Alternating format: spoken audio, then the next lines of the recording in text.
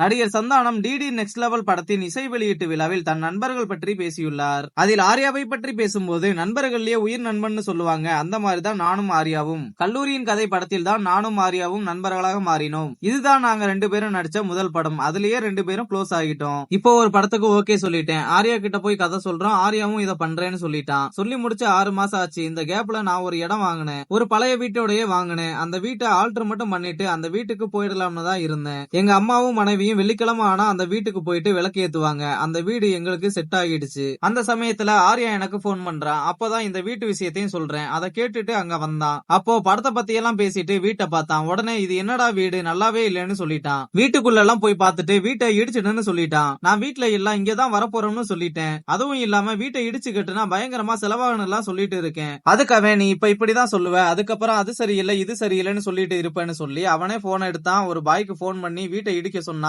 4 நாள்ல அந்த வீடு இல்ல, இடிச்சு தரமாட்டமாக்கி வலிச்சு எடுத்துட்டு போயிட்டாங்க. வழக்கம் போல எங்க அம்மாவும் மனைவியும் விளக்கேத்த வர்றாங்க.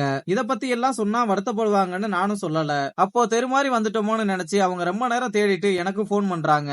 அப்போதான் நடந்தது எல்லாத்தையும் சொன்னேன் என ஆர்யாவோட நானா தன் நினைவுகளை பொதுவெளியில் கூறினார்.